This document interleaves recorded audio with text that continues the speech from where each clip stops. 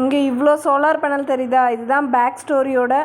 இந்த டேம் தான் அவங்க வாழ்வாதாரம். இதில் ஒரு பிரச்சனை, லைவாக மீன் பிடிக்கிறத.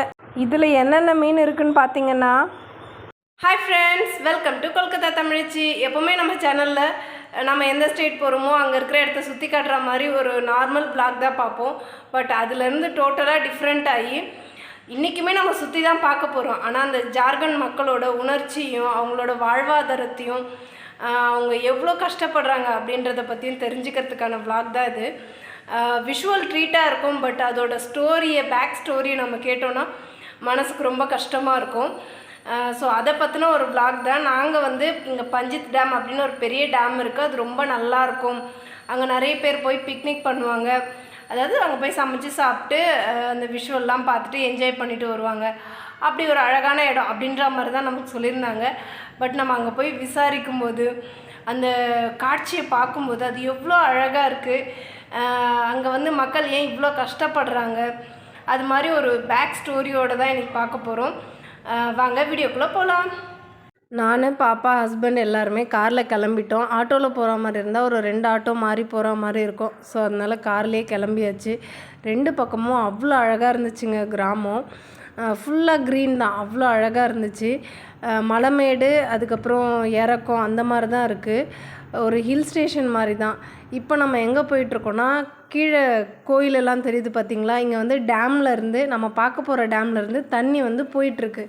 இப்போ கம்மியாக தான் போகும். நைட்டில் நிறைய தண்ணி திறந்து விடுவாங்க அப்படின்ற மாதிரி சொல்கிறாங்க. நான் நைட்டில் பார்த்ததில்ல. அதில் தான் நம்ம இப்போ போயிட்டுருக்கோம். டேமோட இன்னொரு பக்கம் இருக்கு இல்லையா, அதுதான் இது. எவ்வளோ பெரிய டேமாக இருக்குன்னு பாருங்கள். இப்போ நம்ம ரோட்டில் போயிட்டுருக்கோம். டேமை போய் பார்க்குறதுக்கு வந்திருக்கோம். ஸோ டேமுக்கு நம்ம வந்துட்டோம். அவ்வளோ அழகாக இருக்குங்க டேம் பார்க்குறதுக்கு. உங்களுக்கு எப்படி இருக்குது அப்படின்னு சொல்லுங்கள். இதுக்கு பேக் ஸ்டோரி ஒன்று இருக்குது இந்த டேமுக்கு பின்னாடி. இந்த பக்கம் இருக்குது பார்த்திங்களா சோலார் பேனல், அது நிறைய போட்டிருக்காங்க. அதே மாதிரி இந்த டேம் தண்ணி இருக்கு இல்லையா, அது மேலேயும் சோலார் பேனல் போடுறதுக்கான திட்டம் இங்கே எடுத்துகிட்டு வந்திருக்காங்க. பட் இங்கே இருக்கிற மக்கள் எல்லாருமே இந்த டேம்லேருந்து மீன் பிடிச்சி அதை விற்று அதில் தான் வாழறாங்க. ஸோ அதுதான் அவங்களோட வாழ்வாதாரம்.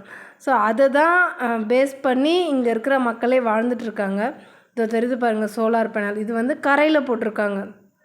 அதாவது டேமோட தண்ணி போகிற கரையில் ஆப்போசிட் சைடில் போட்டிருக்காங்க. இப்போ டேம் மேலேயே போடுறதுக்கு ட்ரை பண்ணுறாங்க.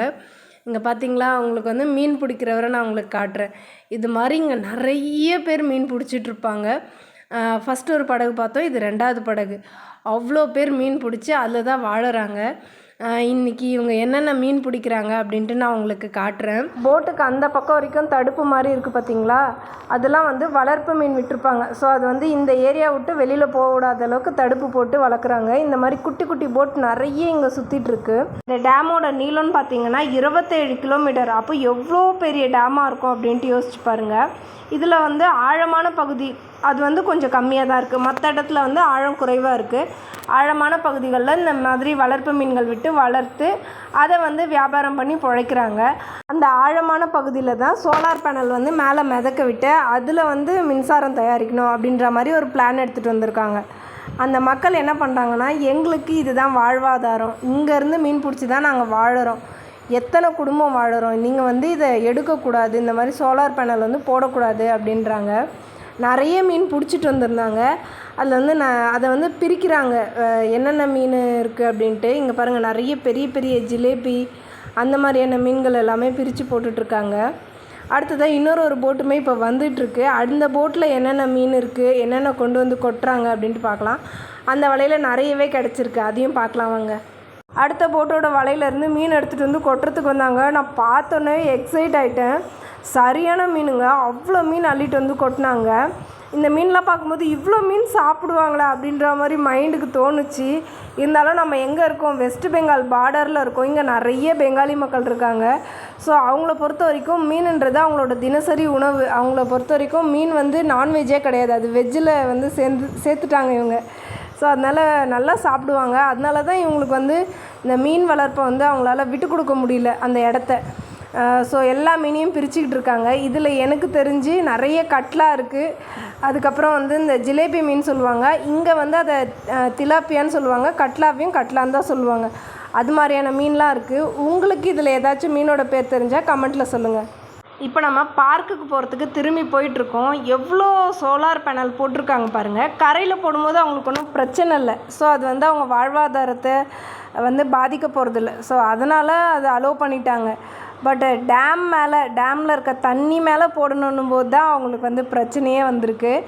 எவ்வளோ மாட்டியிருக்காங்க பாருங்கள். இதுவும் பத்தலை, இன்னும் போட போகிறாங்க.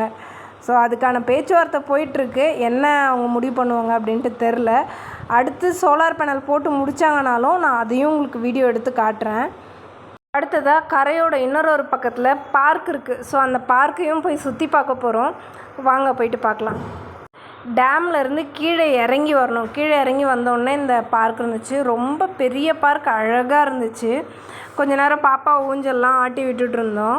நாங்கள் இங்கே வந்து விளையாட ஸ்டார்ட் பண்ணுறதுக்கு கொஞ்ச நேரம் முன்னாடி ஒரு கப்பல் இதில் ஊஞ்சலில் உட்காந்து விளையாடிட்டு இருந்தாங்க. ஸோ அதை பார்த்தோன்னே எனக்கும் ஆசையாக இருந்துச்சு ஒரு வீடியோ எடுத்துக்கலாம் அப்படின்ட்டு. அதுக்கப்புறம் அவங்க அப்பா கொஞ்சம் நேரம் ஊஞ்சல் ஆட்டி விட்டுட்டு இருந்தார். அப்புறம் இங்கே பானிபூரி விற்றுட்டு இருந்தாங்க. இங்கே வந்து பானிபூரியை கோல்கப்பா அப்படின்னு சொல்லுவாங்க. 10 ரூபாய்க்கு 5 பானிபூரி கொடுத்துருந்தாங்க. சாப்பிட்டுட்டு மறுபடியும் கொஞ்சம் நேரம் விளையாட ஸ்டார்ட் பண்ணோம். பாப்பாக்கெலாம் ரொம்ப ஹாப்பி. வீட்லேயே அடைச்சி வச்சுருந்ததுக்கு இங்கே வந்தோடனே ஹாப்பி ஆகிட்டா. ஓகே ஃப்ரெண்ட்ஸ், உங்களுக்கு இந்த வீடியோ பிடிச்சிருக்கோன்னு நம்புகிறேன். உங்களை இன்னொரு வீடியோவில் சந்திக்கிறேன். பாய்.